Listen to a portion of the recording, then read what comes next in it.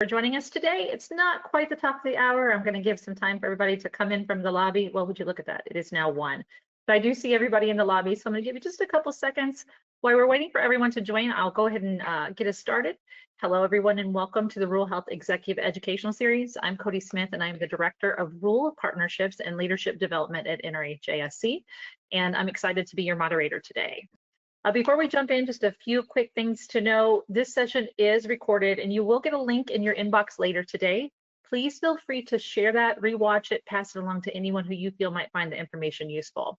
At the end of the session, we do have a super quick survey. If you could take a minute to fill that out, I would truly appreciate it. I do go over those surveys and we use that information in curating the best content in our series for you.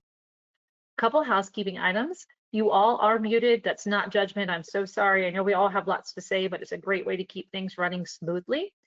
The presentation should last 30 to 45 minutes. We do allow for some time at the end for question and answers, but please don't hang on to those questions.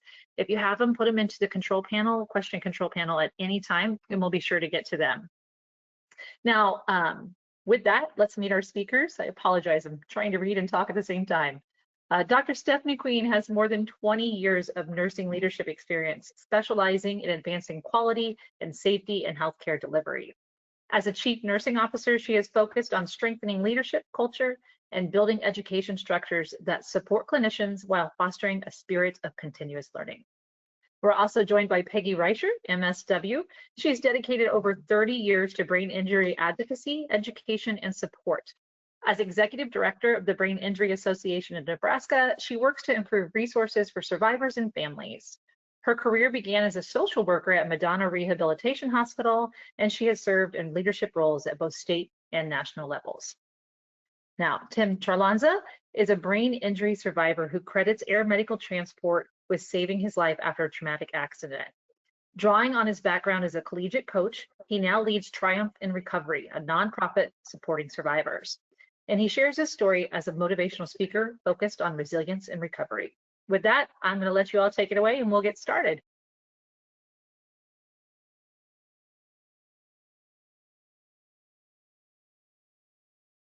All right, so as you can see today, our objectives are we're here to help raise awareness, educate our attendees, and encourage action. I'm going to go next slide. Yeah. So we're going to start with our polling question. The first one is, how frequently does somebody sustain a brain injury in America? Let me get that launched for you. That'd be great. There we go. Perfect. So our options here are once every hour, one every day, or one every 9 seconds. Right, we'll give everybody some time to vote on that. And then I'll close the poll. Thank you, everyone. That was quick. So I'm going to go ahead and share these results. Oh, it looks like we've got about 50% of folks right and 50% of folks wrong. It happens, the right answer happens to be one every 9 seconds. Thank you for those of you who participated in our poll today. All right, so launching further into our presentation here. So really wanting to start way at the top. What the heck is a brain injury? I know we hear that term often, but do we always know what it means? Within the work that we do here within our organization, we really want people to think about brain injury from a much broader perspective. It's not always just traumatic brain injuries, which is where a lot of times our heads go, but it's really acquired. Anything that's happened to our brain after we were born. It does not include things that are hereditary, congenital, or degenerative. But if you're serving folks who've had brain tumors or anoxic or hypoxic injuries, which means the lack of oxygen to your brain for a period of time, infections of the brain, such as meningitis, stroke is a brain injury, aneurysms, also ingestion of toxic substance such as carbon monoxide poisoning. We also see brain injury happening due to opioid overdose, and that's typically when we're seeing that anoxic or hypoxic injury where there's lack of oxygen if a person needs resuscitated. We also serve folks who are dealing with long COVID, and then traumatic brain injury actually falls under this umbrella of acquired brain injury. Traumatic is the bumps, the blows, the jolts to our head. These can sometimes be penetrating. Sometimes they're not, but it's where there's a disruption in the normal function of our brain. So if you think of folks that you've maybe served that have had concussions, whiplash, abusive head trauma, those are also otherwise known as shaken baby. Those are all falling under that area of traumatic. So hopefully this kind of helps give you a better idea, like what is it that these folks are talking about when we talk about brain injury. Our next slide.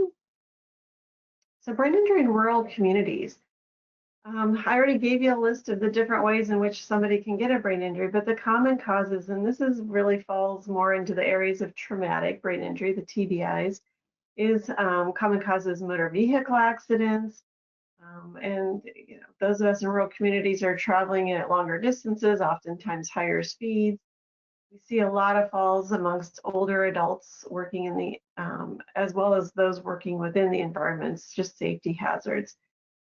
Growing up here in Nebraska, I've certainly seen my fair share of agricultural and industrial accidents, farming accidents and whatnot. And I think oftentimes it's a population that feels like we're invincible, and unfortunately not always. And so it's important that we're recognizing that brain injury can happen on the work end of things. So, but barriers. Why is it important to have the air ambulance companies being able to help us out? What we do know is here within our rural communities is we're dealing with cognitive and emotional impairments, which is, because of the brain injury. But we also see a huge amount of provider shortages, especially neurologists and neurosurgeons. They're not in our rural communities. They're not in our rural hospitals. So it's important to be able to get folks quickly to those professionals that can provide that life-saving treatment. Also recognizing that poor broadband access, telemedicine, and remote monitoring make also recovery much more difficult, and at times impossible for some folks. With that, I'm going to turn it over to Tim.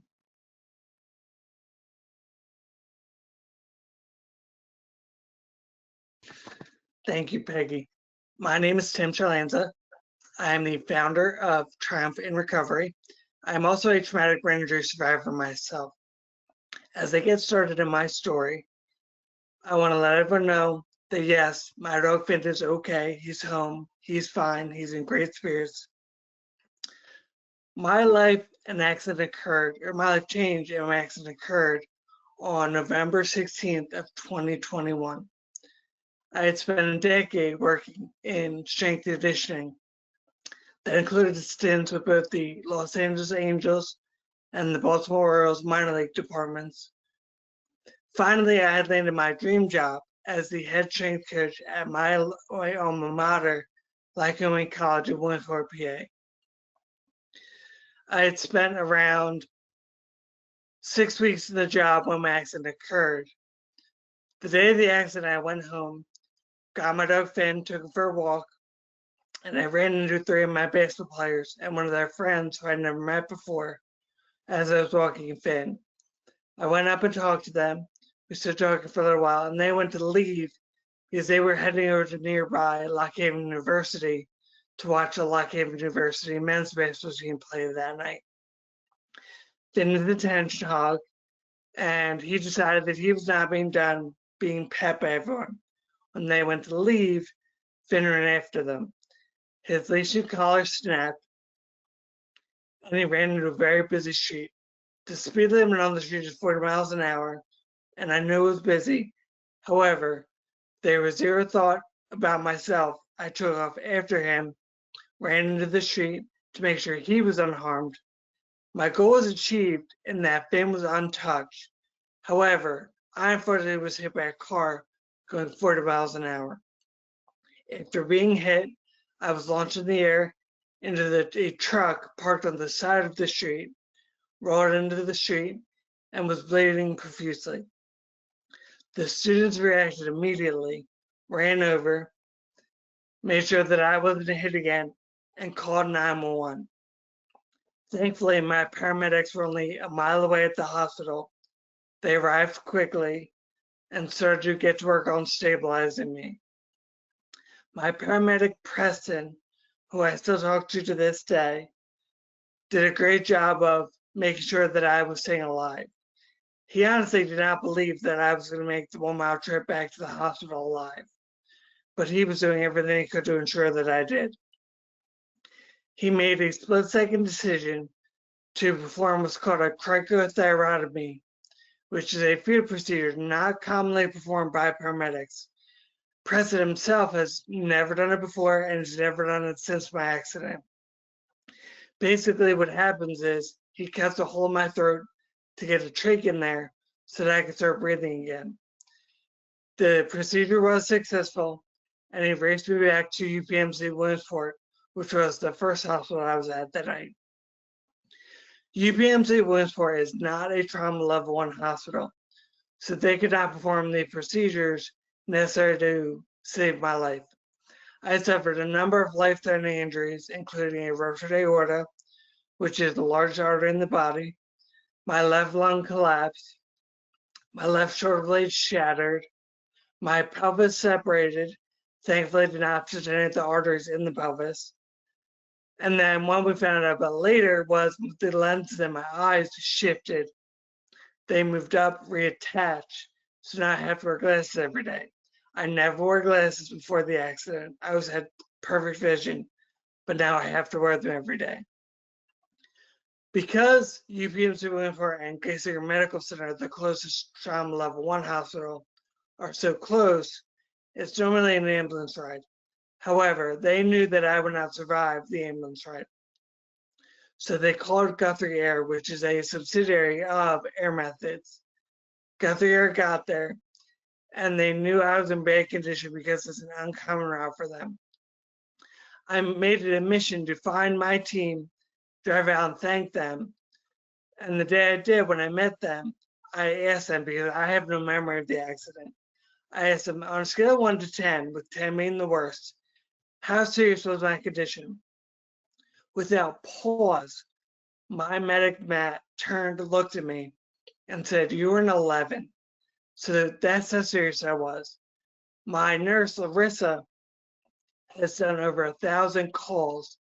She's only ever called the helicopter twice to get the rotor started before they brought the patient up so that they could get out of there quicker.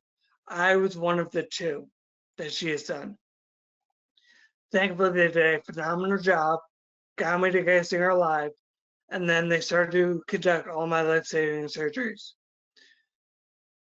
After 3 days, my brain started to bleed and swell. Originally, I had no brain damage, so they thought there was no issue with it. 3 days in, it started to swell and bleed. They started to get really worried. My neurologist pulled my wife and my father aside and told them I only had a 1% chance of surviving my injuries. They should think about planning my funeral. My dad, who knows me second best of anyone than my wife, looked at the doctor and said, "You don't know my son. He may be in a coma, but I know he's in there fighting right now. He's going to come out of this alive and he's going to be all right." And boy, was he correct. After I came out of my coma about 3 weeks later, I had recovered and improved enough to where they could release me to my rehab center. I was sent to Bryn Mawr Rehab in Malvern, Pennsylvania for my inpatient. Again, I have no memory of this transfer. I have no memory of getting there. Finally, when I woke up and my memory returned, I thought I was dreaming. I thought there was no way that me, an incredibly careful person, would run in the street and get hit by a car. This went on for about a week where I didn't think I was real. I thought I was dreaming. Finally, after a week, I realized, hey, this happened. This is real life. Let's make sure that we're doing everything possible to get back home. And I did. I put all the work I had into recovering as much as possible so that I could get back home to Finn and my wife. After 5 weeks at Bryn Mawr, I was released to go home. Returned home, had therapists come to my house. So I had speech, occupational, and physical therapy in home for about a month.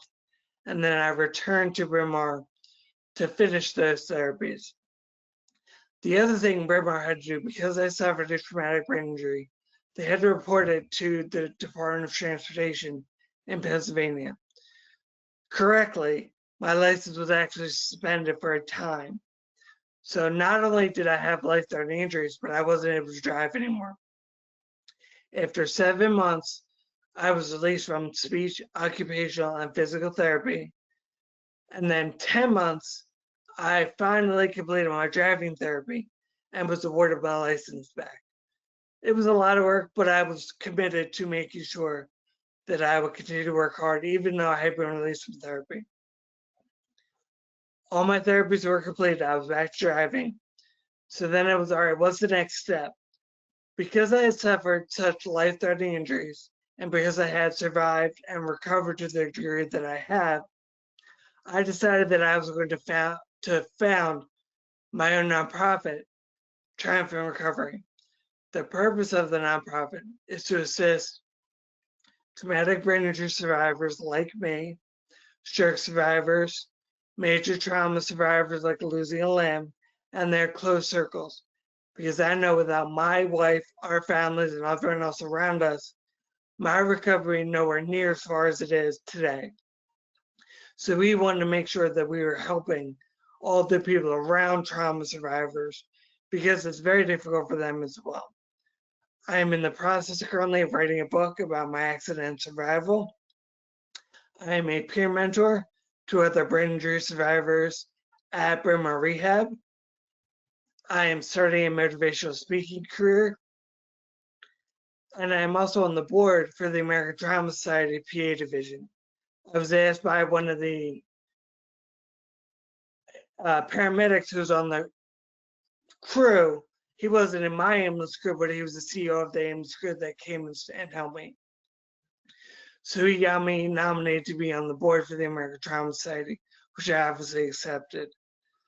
And now it's just doing everything I can to help other survivors. I know how fortunate I am to be the way that I am today. So I want to make sure that I do everything possible to help other survivors who may not be as fortunate as I am. I know one of the main reasons I'm alive today is because my air ambulance team from Guthrie Air was incredible. I wouldn't be alive without them today. They did a great job caring for me. They did a great job transporting me. They are absolutely amazing, and I owe them my life. Thank you for your time and attention, and I'm going to turn it over to Stephanie. Thank you so much, Tim. What a story of taking such tragedy into triumph, and it's an honor to be on this today with you. So I have the honor today of being able to share with you all the impact that air ambulance really has and the vital role that we have in rural communities. Our bases are staffed 24/7, just like you talked about with Guthrie Air. Every single day of the year, just like a hospital, we don't stop. We are highly skilled. We have highly skilled nurses and paramedics, just like Tim talked about, and we're always ready to take the call. We are dispatched via 911 or physician referrals. And what we provide is just like Tim spoke of, it's an ICU basically, in the air. Sometimes we do go via ground, but it's an honor to be able to provide this critical care where we have needs. This service that we provide really bridges the gap, in rural areas where, a trauma center, like Tim said, could be hours away. And so it's pivotal that we are there and ready to respond to the call. So we can go to the next slide. I think the reason why, and today we're talking about traumatic brain injury, every 9 seconds, like Peggy talked about, is pretty frequent, probably a lot more frequent than you thought. We play a critical role in how we really treat traumatic brain injury. And we really focus, there's an old philosophy out there, and I'm sure many of you have heard it, and it was historically referenced as the golden hour, this hour that you have post an injury and how important it is. And today, what the really big focus for us as providers is really on rapid initial stabilization, just like Tim talked about. And that really has to be then followed by expert care and getting our patients to where they need to go. Because sometimes, like he said, there's not always a level 1 or level 2 trauma center. And so that's really our focus, is to quickly stabilize and have quick action at the scene to really get to where we're going. And it's really to prevent secondary brain injury. That is the big focus for medicine today with brain injury. the most important goal is really preventing any further damage right after that injury happens. Because just like Tim said, he didn't initially have any injury. And so you want to really get folks to, you know, a center, a level 1 trauma center for traumatic brain injury, so that we can focus on the things that may come down the line hours or days later. Studies really show that timely air support really helps us to improve survival outcomes, especially for our traumatic brain injury patients. Like I said, who don't have access to level 1 or level 2 trauma centers. And it's really trying to get folks to a center that has neurosurgical care, just like Peggy talked about. You know, neurosurgeons aren't always out in rural communities. They're really in those hubs of level 1 and level 2 trauma centers. We can go to the next slide. Just to give a little bit of history, we as Air Methods last year alone, we transported around 3,100 adult and around 500 pediatric traumatic brain injured patients, and provided critical therapies, just like Tim talked about, intubation, mechanical ventilation, and really trying to correct low blood pressure, which are really essential to having really good outcomes when you're treating a brain injured patient. Traumatic brain injury does today still remain the leading cause of death among brain injuries. I mean, talk about 1%, you're looking at them sitting right here, and it's an incredible testimony, but it's very true. Some don't always have the outcomes that we're looking for, which is survival. So for many Americans, reaching advanced level 1 trauma center is really only possible sometimes by helicopter. So during pre-hospital care, like I told you guys, there's 3 really pivotal things that we really focus on, which is maintaining their oxygenation, managing their blood pressure, and trying as much as we can to control swelling in the brain to improve survival outcomes. So modern day medicine today, like I said, for standards of care for traumatic brain injury is really around immediate stabilization. To prevent secondary injury is critical for us. And we rely heavily on quick access to definitive care. And that's really in, like I said, a level 1 trauma center. If you're having a stroke, it's going to be going to a comprehensive stroke center. If you're having a cardiac event, it's going to a cardiac center of excellence. So we can go to the next slide. In a minute, we're going to show you a video. And really what we're calling for today, and I might be jumping the gun, maybe supposed to talk about this after the video, but I'm going to put a plug right now, is to really try to support in you know, our Medicare reimbursement rates. And that's critical right now, because Medicare covers air ambulance when medically necessary. But unfortunately, these rates have not been updated in over 20 years. Which really could lead for us to a loss of access for our seniors and our rural Americans. Just to give a little history as this video loads, and if it plays, I'm going to be quiet. So I'll play whenever you're ready. Okay. So about 40% of our air ambulance patients that we transport right now are on Medicare, just to put it into perspective. The average Medicare reimbursement covers around 59% of the actual transport cost. And so this is, unfortunately, today has led to an unsustainable payment model. And these outdated rates, what they really do for us is they put us at risk, specifically for air medical providers, due to not accurately reflecting operational cost. And so what we're up against for great outcomes, and Tim mentioned it, it's time. And you may kind of scratch your head and say, time, you know, what does that really mean? And when I say this, what we're up against with these, you know, traumatic brain injuries or strokes or cardiac, you know, issues, we're up against muscle and memory. And the longer you go without being able to have access to care, the quicker your memory, the quicker your muscle will die. And so memory for our traumatic brain injury patients, muscle for our cardiac patients, time matters. So when getting your loved one to a facility for definitive care, we've got to do it really by almost a lot of times by air medical helicopter. And so I'm going to show you this quick video, and then we'll watch this a second and then have some follow-up combo. Great. Thank you so much. I'll go ahead and start that video. In medical emergencies, every second counts. And when time is running out for critically injured or ill patients, air ambulances are called in. These aren't just aircraft. They're flying ICUs transporting patients to the nearest appropriate medical facility. They fill a critical gap in the healthcare network, particularly in rural areas where the closest medical facility can be hundreds of miles away. Unfortunately, access to these life-saving transports is at risk, and an outdated part of Medicare is to blame. When a senior is transported by air ambulance, Medicare pays the bill, but covers only 59% of the cost. Congress set the rate 25 years ago, and it has never been updated. Since then, costs have grown, and because 40% of air ambulance patients are on Medicare, the drastically low rate is causing air medical bases to close. That's why we need the Protecting Air Ambulance Services for Americans Act. This bipartisan bill will finally update Medicare's reimbursement rates using current data, prevent air bases from closing, and keep air ambulances flying high. 84% of voters agree. It's time to make this change. We need Congress to act now. Together we can protect the lifelines that connect seniors to the care they need. Join us at soarcampaign.com/actnow. Thank you so much for, I was able to see it. I hope everyone else was able to. If not, just drop me a message in the chat and I'll make sure I share that link with you all. Great, thanks.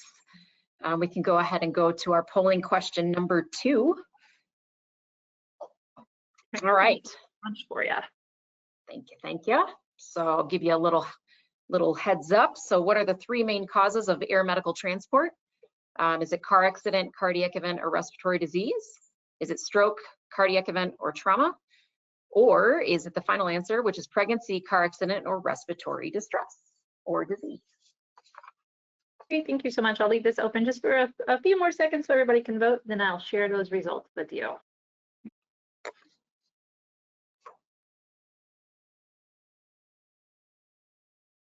Great, thank you everyone for voting. I'm gonna go ahead and share these results with you now. Looks like you guys are paying attention. That is the correct answer. Stroke, cardiac event, or trauma. Great job. All right, and go to the next slide. So what we need is we really need your help. And you know, this we can't do alone. The call to action is really to contact your local congressional delegation or delegate and really ask them to co-sponsor and help us to protect our air ambulance service for Americans Act. Also follow the Brain Injury Association on American social media, and then follow Triumph in Recovery on social media as well. You know, we can't do this alone, but together we can make a really big move. And we need this. We need air ambulances out in our rural areas. Tim is a testimony to that. And I'm super touched by Tim's story. You know, all of us as air medical representatives across the country, not just Air Methods, but it's all of our partners who transport air medically. We need your help. We can't have these types of services go away for our loved ones. And, you know, I hope today was as touching as it was for me to listen to Tim's testimony. I think having an up close and personal story really hits home. So Tim, I just can't thank you enough for sharing your story with all of us today. It really touched my heart. So from there, I think I'm going to pass it to the next person. So thank you. Great, thank you so much. So it does look like that concludes our information. Is that right, Elijah? Yes, that is correct. Great, okay. Well, thank you so much for all the information today. I know there's going to be some questions, so I'm going to make sure we get to those. Go ahead and put them in that control panel at any time, and we'll make sure that we get them shared with our presenters, and they can answer everything that's on your mind. Don't forget there is a recording being sent to this. So go ahead and put your questions in that control panel now. I'll get us started with our first question. What are the operational challenges of maintaining rural air medical bases?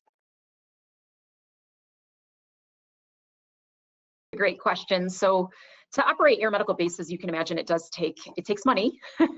And so from the reimbursement side of the house, that's where we really have a challenge. You know, when these reimbursement rates haven't been updated in 20 years, think about 20 years ago what the cost of gas was, and think about what it is today. It's very, very different. And so just to operate, you know, an air medical helicopter, it takes fuel, it takes personnel, it takes a lot of supplies. You think of just some of the restrictions, you know, around COVID and the supply chain demands.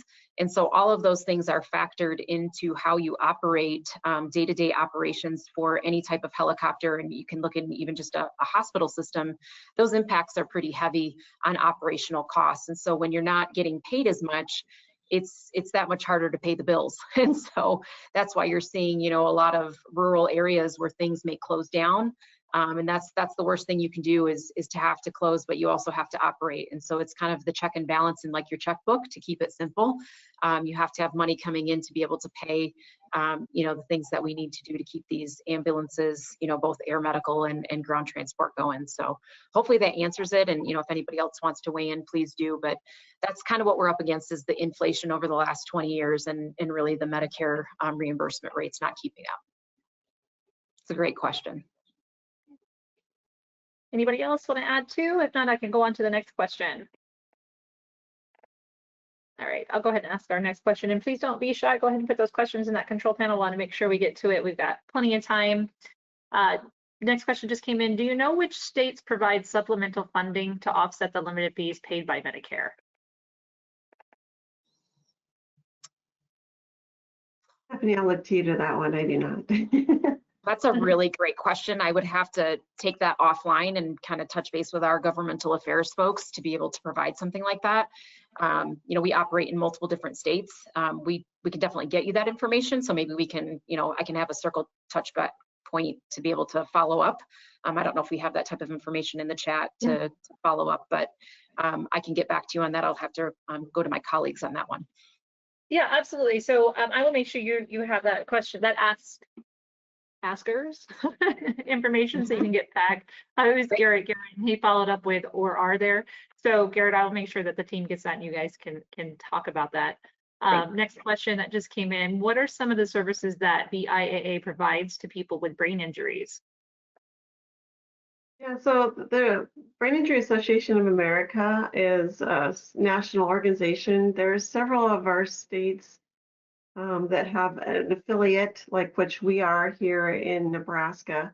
But essentially, the BIAA really aims to be great advocates for folks with brain injury. So, Stephanie talks about policy and advocating for funding. Those are the types of things that we would take to the Hill and say, we, partner with you guys to say we need more funding for that. We also have I guess a call center, maybe is the lack of a better word, if people are looking for services and supports. BIAA has this call line that folks can call and say, hey, I need X, Y, and Z, and then they'll route them to help them find resources and supports. BIAA also does a lot to just educate our community. There's some different online trainings that we have available. So kind of all things brain injury, we try to we don't fix it all. We don't make brain injury go away, but we do try to be a resource for folks with brain injury across the United States. Thank you so much for that. Another question, what policy changes are needed to keep these services available?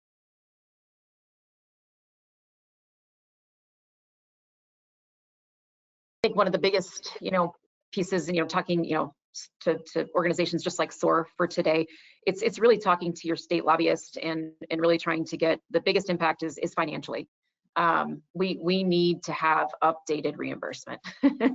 And oftentimes I think when air medical and hospitals alike, when there's pressure, it's usually people in programs that are hit first. And so we really need these access to services, and it's all around reimbursement, and having those updated for us across the country really allows us to continue these services in rural communities where, like I said, they don't have access to level 1 or level 2 trauma centers. So, reach out to your state rep and you can reach out to us and we can guide you on what to do, but it's really around reimbursement. Please guys, back me up here. But reimbursement, it makes a huge, huge difference so that we can continue this. And I'll just add to that. I mean, in the areas of advocacy, it's so important that our reps hear from those of us in their district. Advocates can go in and say, this is what we need, but those representatives need to know this is what's being needed in my area. And so getting that information and being able to talk that talk and have that conversation with your very own representatives is so important.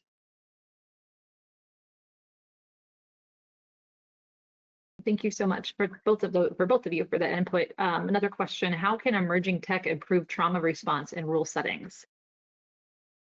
it's a really solid question. I think, you know, technology today, I think some of the things that are helping us from the air medical side, we've partnered with a couple different apps, specifically around stroke, and I won't name all of the different apps, but it's really having real-time lifting and landing times for us. And so where we need to get our patients to, if it's, you know, straight to, you know, to bypass the ER and get them right into the OR or get them into the cath lab or whatever that may look like. There's a couple different applications technology-wise that are really helping us with communication, and having real-time communication. That's really the biggest thing, is when are you going to get here and when can you get our patients to where they need to go?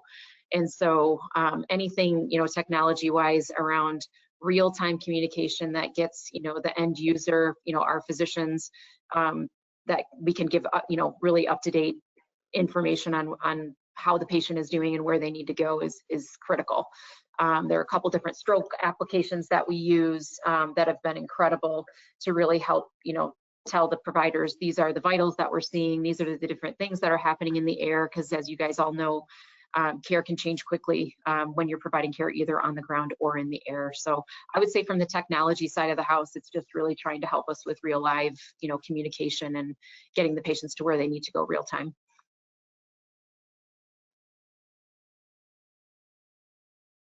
Thank you so much for that information. I don't have any other questions in the control panel at the moment, but if you would like to add to, please feel free to do so. I did have a couple comments. I'll make sure that those get to the teams, so they can reach back out and answer your question, Garrett. And somebody else made a mention of Medicaid not offering any reimbursements either. I don't know if you wanted to speak to that, Stephanie or Peggy.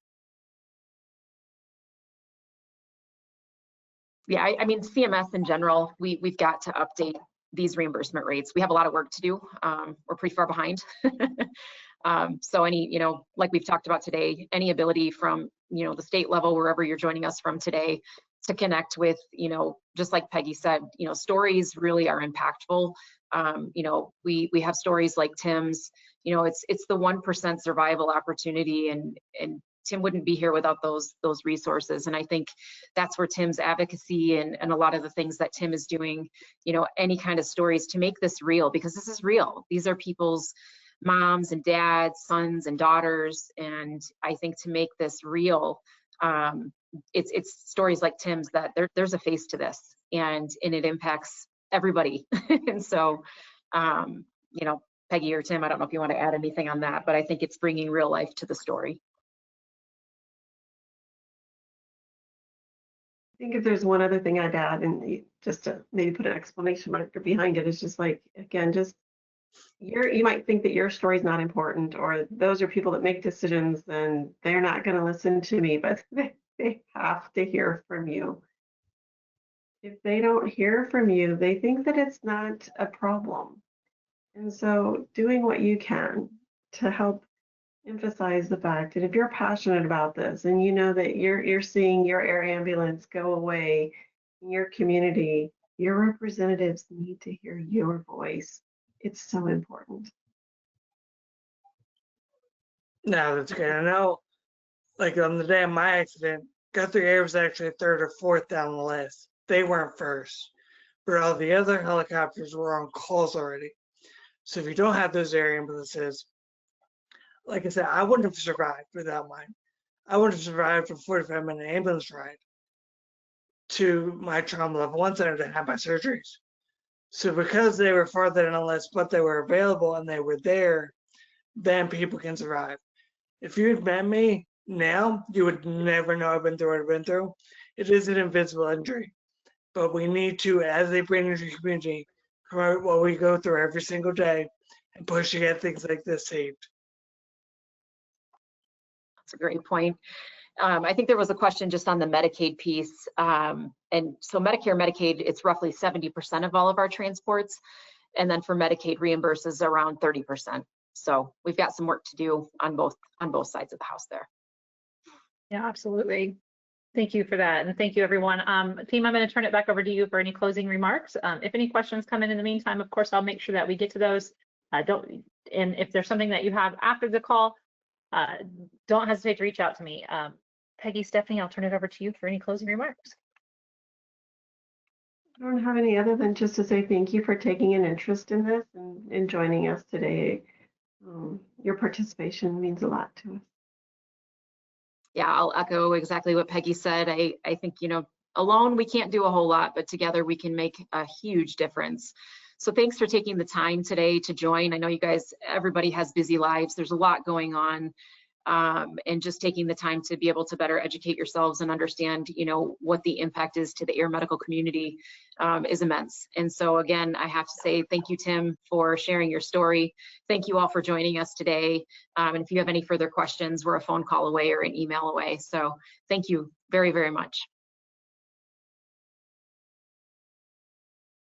Absolutely. And thank you guys for joining us today. And Tim, thank you for sharing your story. I know it means a lot to all of us to hear that. That does bring us to a close for today's section. Thank you again for spending time with us. Before you head out, just a few quick reminders. You will receive a session recording by email later today. It's a great resource to review or share. Don't forget that short survey. We really do use that information in shaping these future sessions. And if you're looking for more tools, leadership resources, or support, please check out nrhasc.com or don't hesitate to reach out to me directly. And of course, a great big thank you to SOAR, our nonprofit partner, for supporting rural healthcare and helping make sessions like this possible. We really appreciate you all being here, and we hope to see you again soon. Have a great Thursday, everyone. Bye.